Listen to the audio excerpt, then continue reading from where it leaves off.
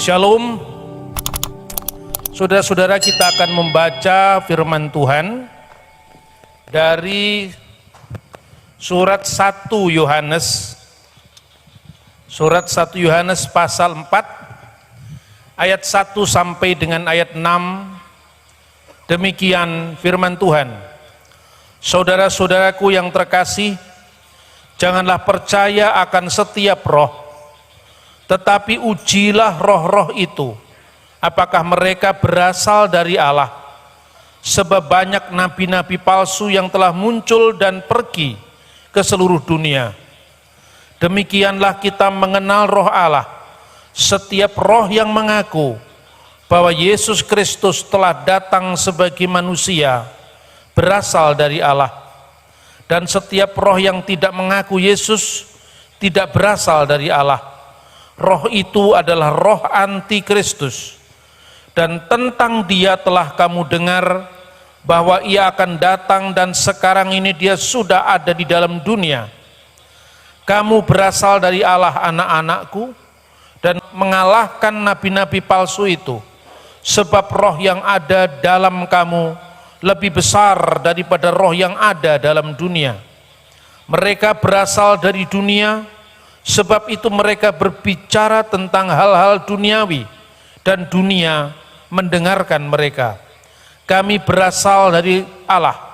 Barang siapa mengenal Allah, ia mendengarkan kami. Barang siapa tidak berasal dari Allah, ia tidak mendengarkan kami. Itulah tandanya roh kebenaran dan roh yang menyesatkan. 1 Yohanes pasal 5 ayat 6.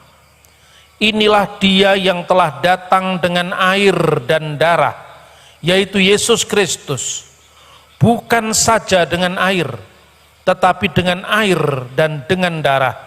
Dan rohlah yang memberi kesaksian, karena roh adalah kebenaran. Saudara-saudara yang terkasih di dalam Kristus, baru saja kita melihat sebuah atraksi yang sangat menarik tentang penderitaan sampai penyaliban Kristus. Setiap kita memperingati Jumat Agung menjelang Paskah, Via Dolorosa atau Tarikul Alam dalam bahasa Arab, itu menjadi pendramaan kembali dari apa yang disampaikan Kristus sendiri sejak pertama dia mengucapkan sabdanya pada saat perjamuan akhir, dan kemudian Jumat Agung, dan saudara-saudara nanti puncaknya adalah kebangkitan Yesus Kristus pada Minggu Paskah. Penderitaan Kristus, bahkan Via Dolorosa yang begitu mencekam bagi dunia yang tidak pernah siap kalah atau mengalah, itu adalah sebuah batu sandungan. Batu sandungan bagi mereka yang selalu berbicara menang-menangan atau teologi menang sendiri. Rasanya berita tentang Via Dolorosa ini tidak pernah menarik. Saat dunia waktu itu memuja intelektualitas yang diprakarsai oleh kebudayaan Helenisme atau Yunani, atau dunia yang memuja kejayaan dunia seperti yang dilakukan oleh pemerintah Roma, maka berita tentang salib adalah batu sandungan sekaligus kebodohan. Tapi bagi kita orang-orang percaya, itulah kekuatan dari Allah yang nyata, karena dari Jumat Agung tidak berhenti sampai Jumat Agung, tapi ada endingnya, ada happy endingnya, yaitu Paskah kebangkitan Yesus dari antara orang mati. Pada bacaan kita 1 Yohanes pasal 4 ayat 1 sampai dengan ayat 6 ini merupakan sebuah potret realitas dari gereja mula-mula yang menghadapi penolakan terhadap jalan sengsara Kristus atau jalan cinta derita Kristus yang memberikan dirinya bagi tebusan banyak orang. Lah inilah asal usul secara historis sebetulnya apa yang nantinya disebut baik oleh Yesus sendiri ketika meramalkan atau menubuatkan di dalam Matius pasal 24 ayat 24, bahkan akan ada antikristus dan nabi-nabi palsu. Nihnumun mesiha dagala wa nebye kadabuta, akan muncul Kristus-Kristus palsu dan nabi-nabi palsu. Sedangkan Rasul Yohanes memperlengkapi apa yang dicatat di dalam Injil Matius dan Injil Markus. Ketika Rasul Yohanes di Efesus menghadapi ajaran bidat-bidat Kristen yang menyangkal realitas kemanusiaan Kristus, bahkan akhirnya menyangkal realitas salib Yesus sendiri. Di dalam 1 Yohanes pasal 4 itulah Rasul Yohanes memberikan sebuah alarm, memberikan sebuah tanda-tanda yang harus dimiliki oleh orang beriman, yaitu membeda-bedakan roh, mana yang berasal dari roh Allah dan mana yang berasal dari roh antikristus atau dalam bahasa Aramaik Mesiha Dagala. Di dalam Alkitab bahasa Syriak Aramaik, yaitu bahasa yang digunakan oleh Kristus sendiri sebagai bahasa percakapan sehari-hari dengan para murid, antikristus itu disebut dengan Mesiha Dagala. Dan Injil Yohanes dan surat 1 Yohanes dan surat 2 Yohanes menggunakan kata-kata dalam bahasa Yunani antikristus, yang artinya pelawan Kristus, yang memusuhi Kristus, yang menolak Kristus. Sedangkan dalam Injil Matius pasal 24 ayat 24 digunakan kata-kata pseudo Kristus. Jadi artinya Kristus tiruan atau Kristus palsu. Dan kedua kata ini menerjemahkan kata yang sama dalam bahasa percakapan Yesus sehari-hari, bahasa Aram, yaitu kata dagala. Kata dagala ini bisa berarti tiruan atau pseudo, dan sekaligus berarti pelawan atau anti. Maka dajjal, dagala dalam bahasa Aramaik itu artinya peniru-peniru Kristus atau Kristus palsu, sekaligus adalah pelawan-pelawan Kristus yang spiritnya memusuhi ajaran Kristus. Karena itu saudara-saudara, di dalam bahasa Aramaik itu disebutkan 1 Yohanes pasal 4 ayat 3, Vikul ruha dila maut ya di Yesu ita bebasar. Jadi itu menjadi salah satu pertanda. Setiap roh dila maut ya di Yesus yang tidak mempercayai bahwa Yesus ita bebasar telah datang dalam daging, telah datang sebagai manusia, laiteh min alaha, dia tidak berasal dari Allah.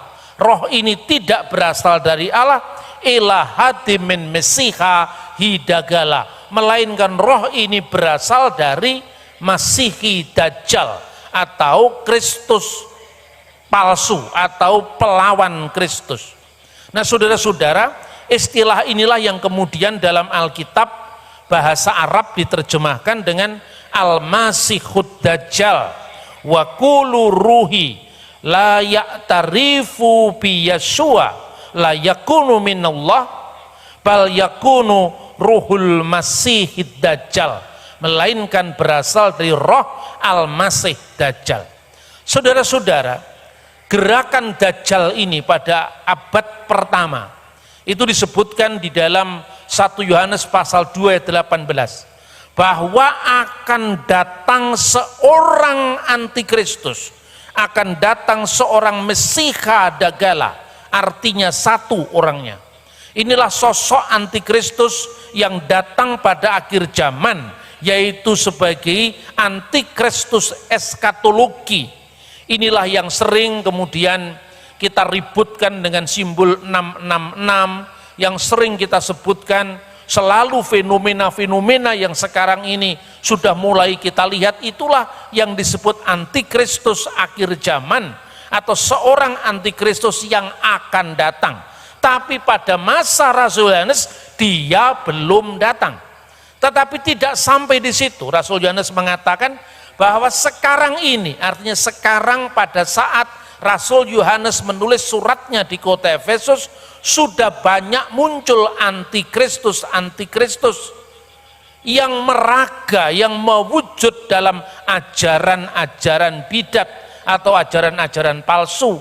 Karena itu dikatakan dia berasal dari kita. Maksudnya antikristus historis itu berasal dari Kristen. Tetapi dia tidak sungguh-sungguh berakar pada ajaran Kristus, kepada firman Allah, sehingga di akhirnya menyesatkan umat Kristen pada waktu itu.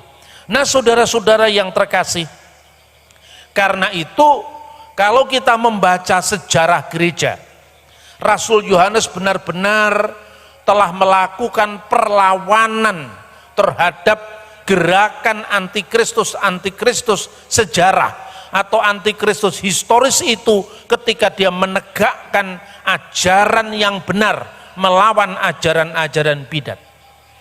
Saksi-saksi sejarah yang bersambung sampai pada zaman rasul-rasul itu menegaskan kepada kita. Misalnya dalam satu dokumen kuno yang berjudul Adversus Haeresis, yang artinya melawan bidat-bidat, ada 4 jilid yang ditulis oleh Irenaeus dari Lyon. Siapakah Irenaeus? Irenaeus yang wafat tahun 231 ini. Irenaeus ini adalah murid dari Polikarpus. Polikarpus adalah murid dari Yohanes.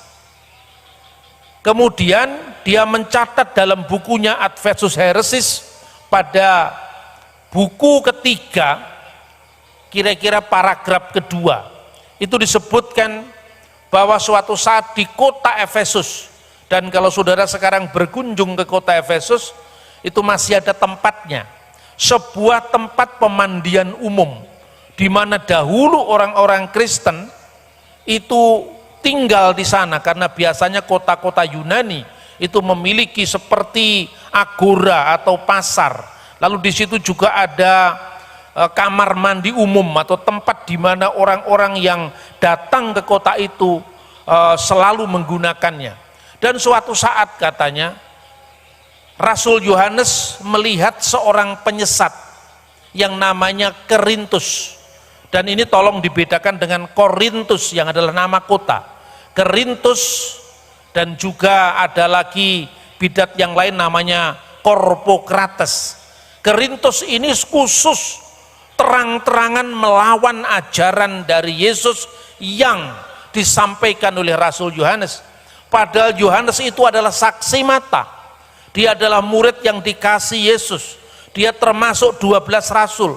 Sementara Kerintus itu adalah orang luar yang kemudian menjadi Kristen, mengaku diri Kristen, tapi membawa ajarannya sendiri tanpa di cross check dengan mata rantai sejarah yang dibuktikan seperti yang dilakukan oleh gereja ketika menghadapi para bidat itu, di mana Irenaeus dapat membuktikan ajarannya dari gurunya, yaitu Polikarpus dari Smyrna, salah seorang dari pemimpin jemaat atau episkopos dari 7 jemaat yang diceritakan dalam kitab Wahyu.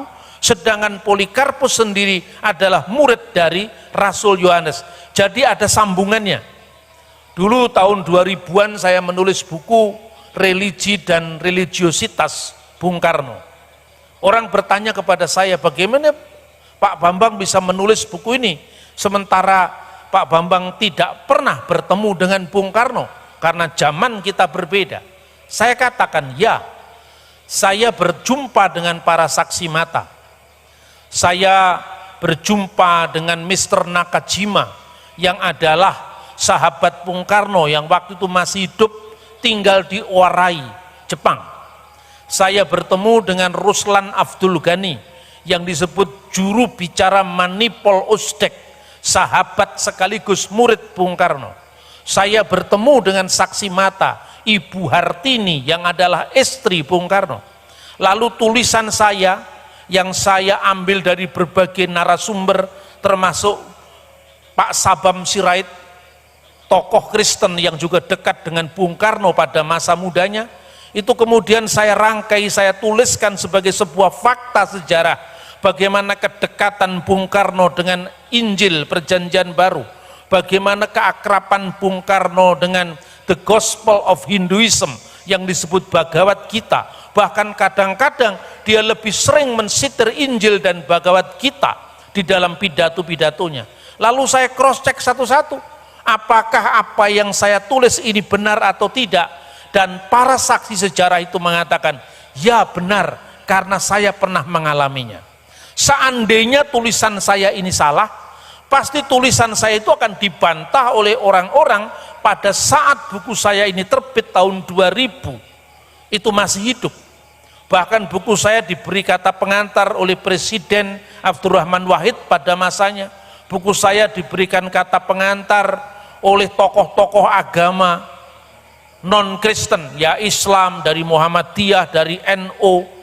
Bahkan juga diberi kata pengantar oleh putra Bung Karno, yaitu Mas Guruh Soekarno Putra. Apa yang saya ceritakan ini menggambarkan kompleksitas penulisan sejarah. Begitu juga hanya dengan membaca Alkitab out of context, dilepaskan dari konteks, maka banyak muncul ajaran-ajaran baru yang mengatasnamakan firman Tuhan, tapi kemudian mengharu-birukan gereja, membuat gaduh dalam gereja karena tafsir-tafsir liar dan tafsir-tafsir bebas ini. Namun jemaat kita, saudara-saudara, yang sudah terbiasa dengan alam pikiran klenik, kadang-kadang kita tidak bisa membedakan roh, apakah ini berasal dari roh Tuhan atau berasal dari roh selain Tuhan. Ada parameternya, yaitu kitab suci yang memberikan kepada kita rambu-rambu untuk membedakan mana yang berasal dari Allah dan mana yang berasal dari antikristus. Sekalipun itu dibalut dengan cerita yang indah-indah dan penampilan yang menarik, tetapi ingat, saya peringatkan kepada umat Tuhan agar kita tetap berdiri di atas ajaran yang benar. Dan salah satu rambu-rambu untuk membedakan ajaran yang benar dan tidak benar itu bukan sekedar kita membaca teks secara subjektif, tapi juga kita melihat konteksnya secara objektif, termasuk ketika meng-cross check dari data-data sejarah. Karena itu sering saya katakan bahwa sejarah yang penuh bukti adalah mitra setia bagi iman yang penuh bakti.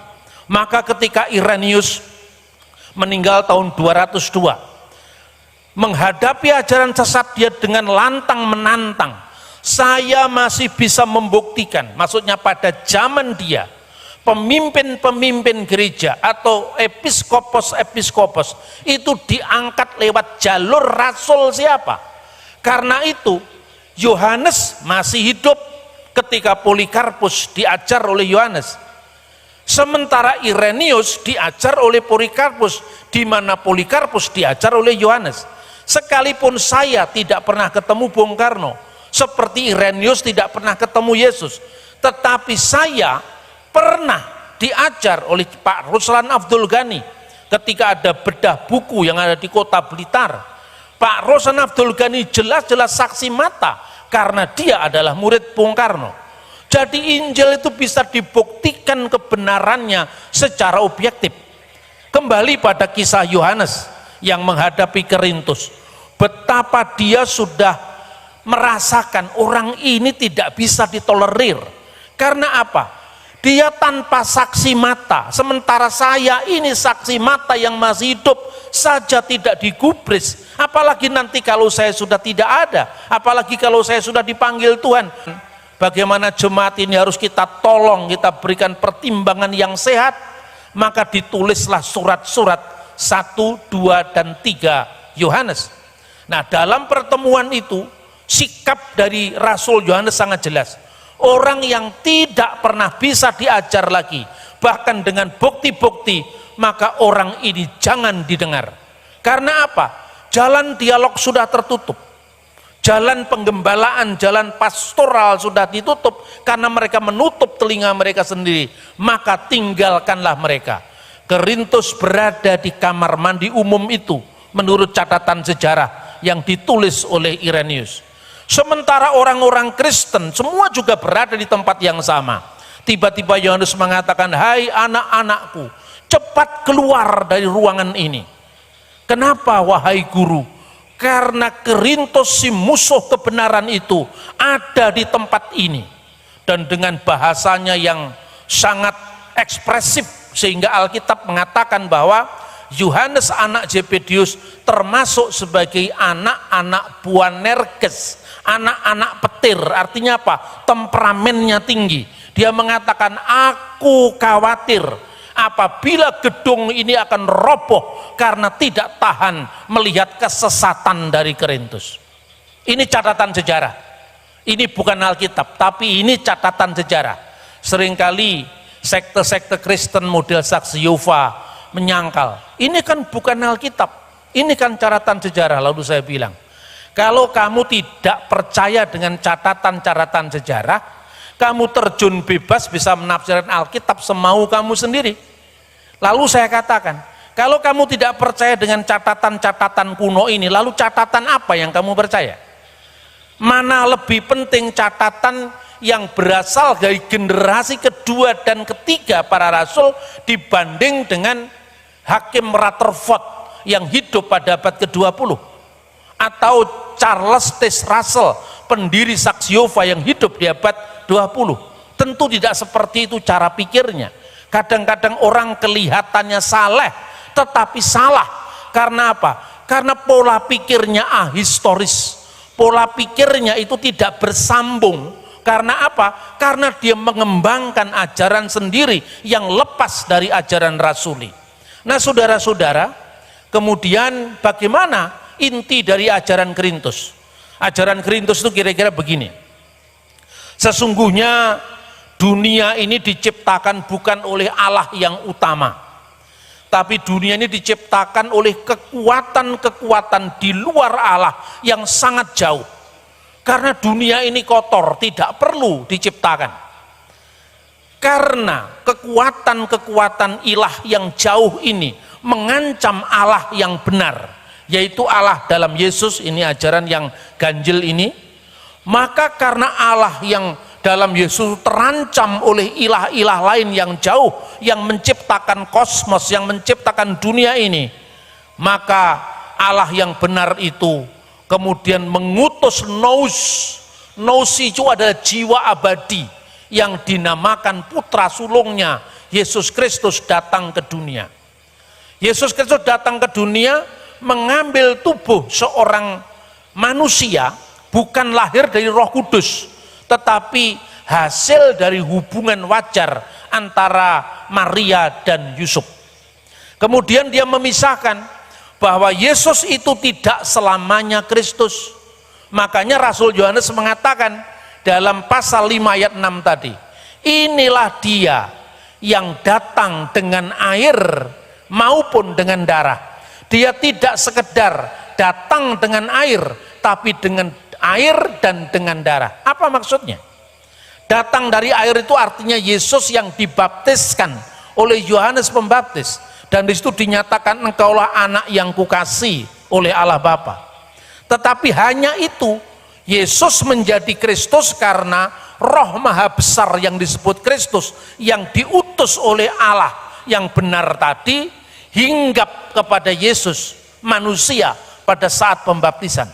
Dan kemudian pada saat Yesus disalibkan, Roh Maha Besar itu meninggalkan kemanusiaan Yesus, dan Yesus akhirnya disalibkan. Maka penyalipan ini tidak bisa menyentuh Kristus, tetapi hanya menyentuh tubuh Yesus Kristus. Tidak menyentuh Sang Kristus yang abadi, yang tidak bisa mati, yang tidak bisa dicederai, tapi manusia yang terlepas dari Sang Kristus Roh Maha Besar itu. Maka dikatakan bukan hanya dengan air, yaitu pada saat dibaptis, tapi juga dengan darah pada saat penyalipan, pada saat Via Dolorosa. Karena Yesus akan selama-lamanya menjadi Kristus, bukan hanya pada saat dia dibaptis, tapi juga pada saat dia mengalami jalan sengsaranya di kayu salib. Kristus tidak bisa dipisahkan dengan Yesus. Itulah penegasan ajaran gereja.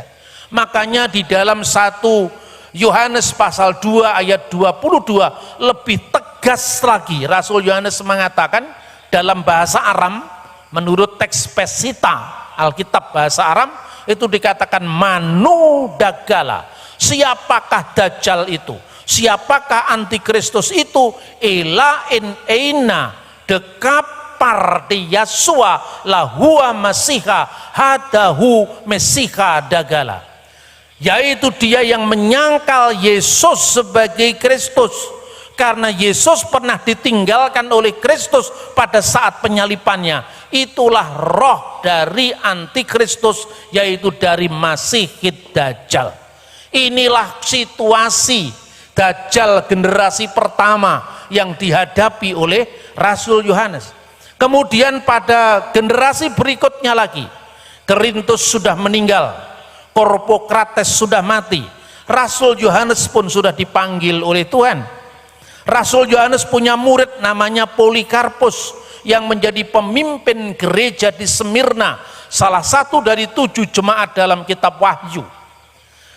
Polikarpus itu meninggal tahun 156. Sementara ajaran Korintus dikembangkan lagi oleh bidat baru lagi yang mengikuti ajaran Korintus itu, namanya Markion atau Marsion. Marsion ini lebih luar biasa lagi karena dia punya aset yang banyak. Dia pedagang, pengusaha kapal, yang kapalnya mondar-mandir dari Alexandria menuju Roma, dan banyak jalur-jalur yang dia kuasai karena uangnya yang sangat banyak. Lalu dia merevisi perjanjian baru. Dia melakukan langkah yang kurang ajar, yaitu mengobrak-abrik kanonnya para rasul. Karena itu dia mendasarkan pada ajaran gurunya si Korintus tadi. Dia melihat Injil Matius lebih ekstrim lagi daripada gurunya. Kristus tidak pernah datang sebagai manusia, tapi hanya menyamar sebagai manusia. Maka ajaran Markion itu disebut dengan ajaran doketisme. Doketisme itu asalnya kata dokein. Dokein artinya tampaknya, samar-samar saja dia menjadi manusia. Saya katakan tadi kurang ajarnya Korintus itu. Injil Matius dibaca sama dia. Begitu dia melihat Biblos Genesios Yesus Kristus, inilah buku silsilah tentang Yesus Kristus. Ini tidak cocok dengan ajaran saya. Karena Yesus tidak benar-benar jadi manusia, maka tidak mungkin dia punya silsilah. Injil Matius dia buang. Baca Injil Markus, melihat bahwa Yesus dibaptis oleh Yohanes Pembaptis, dan di situ dinyatakan bahwa dia adalah anak Allah.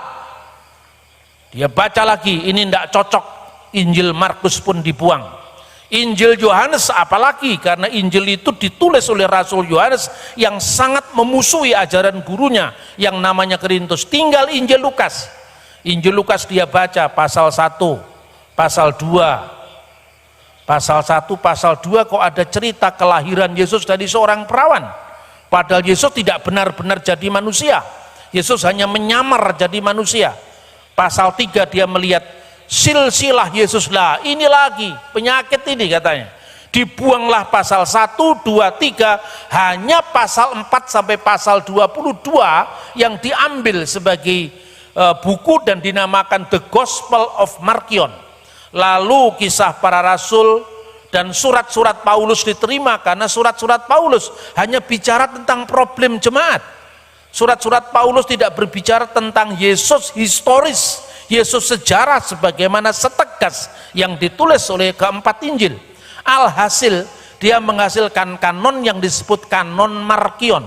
Karena gereja perjanjian baru diobrak-abrik oleh bidat ini, maka muncullah apa yang disebut dengan kanon Muratori yang menegaskan, hei Markion, kitab suci ini milik saya, ini warisan rasuli saya, apa hakmu untuk mengobrak-abrik kitab suci? Makanya mulai muncul kanonisasi perjanjian baru. Nah, itulah ajaran Markion. Setelah Markion muncul lagi seorang bidat yang namanya adalah Basilides. Basilides ini tinggal di Alexandria antara tahun 117 sampai tahun 138.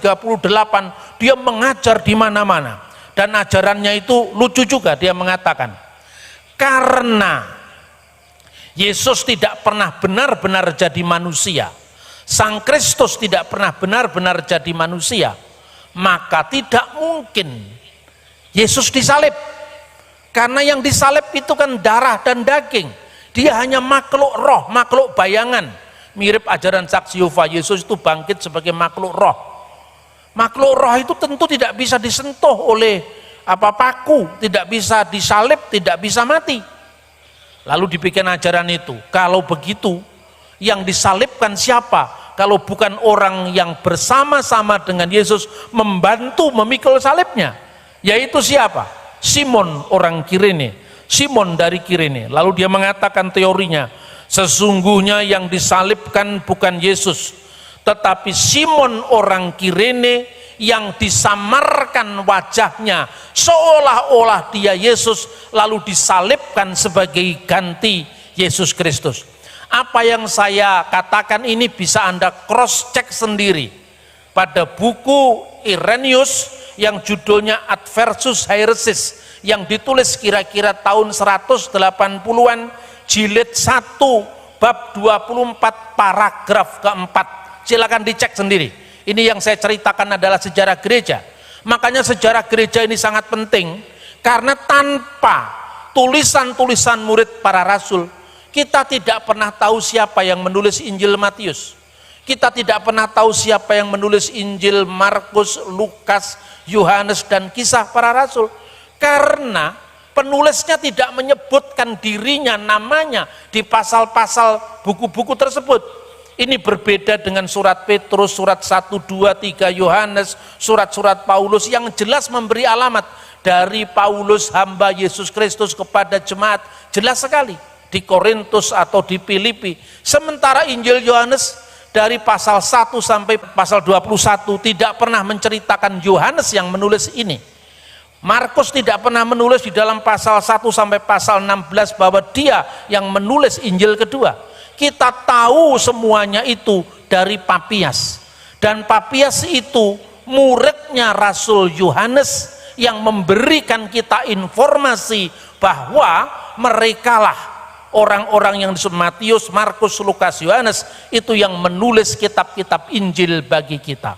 Nah, saudara-saudara yang terkasih di dalam Tuhan, karena itu saya selalu sampaikan, sejarah yang penuh bukti adalah mitra bagi iman yang penuh bakti.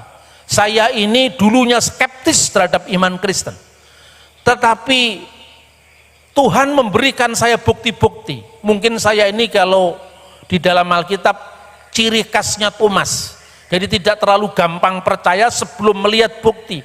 Setelah saya melihat bukti-bukti, naskah-naskah Alkitab itu akurat, jumlahnya ribuan naskah tersimpan sampai hari ini. Ketika saya melihat perjanjian lama itu akurat, tidak hanya dihayati, dimiliki, diterjemahkan, direfleksi oleh orang Kristen, tapi juga orang Yahudi. Orang Yahudi yang tidak percaya Yesus, orang Kristen yang percaya Yesus, kitabnya satu, yaitu perjanjian lama. Seandainya orang Yahudi memalsukan perjanjian lama, tentu kita tidak bisa membaca kitabnya Yahudi sampai hari ini.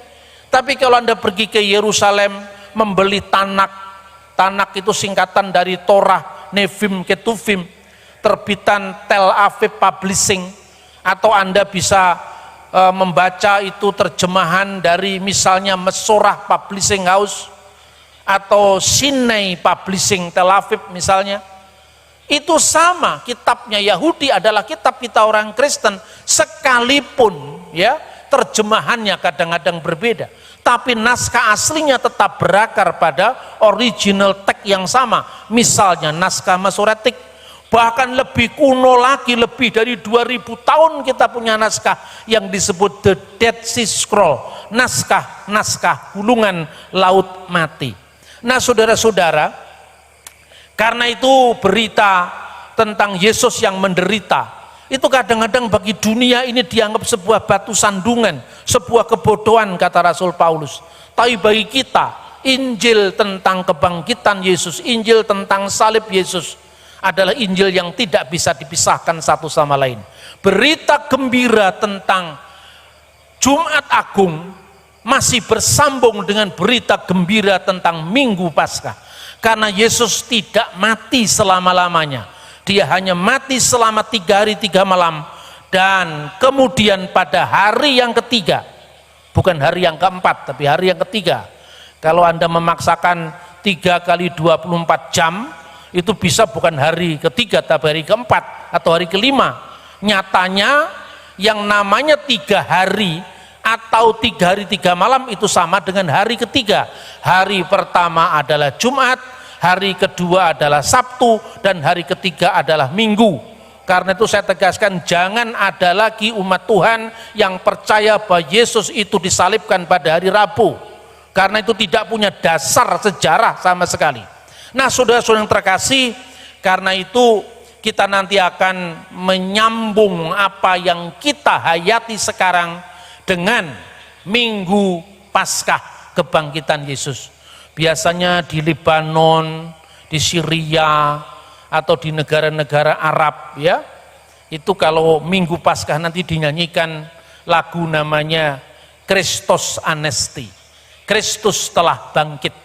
Kira-kira bahasa Yunaninya begini, Christos Anesti ek nekron thanato thanaton patisas ke istis mnimasi zoin karisa menos al-masihukum min bainil amwat wa wati al-mauta bil maut wa wahabal hayata lilladina fil kubur. Al-masihukum min bainil amwat wa wati al-mauta bil maut wa wahabal hayata lilladina fil kubur. Kristus telah bangkit, dan dengan kematiannya dia telah menginjak-injak maut dan memberikan hidup bagi orang-orang yang berada di dalam kubur. Artinya dia yang bangkit pertama dan yang sulung bangkit di antara orang mati, nanti akan membangkitkan kita sebagai orang percaya yang jalannya kita ikuti, salibnya juga kita pikul selama kita menjadi Kristiani, dan nanti kita akan dibangkitkan bersama-sama pada saatnya nanti kita memerintah bersama Sang Kristus. Karena itu simbolnya jelas, kita telah dikuburkan dalam baptisan dan kita nanti akan dibangkitkan kembali seperti Kristus dibangkitkan dari antara orang mati.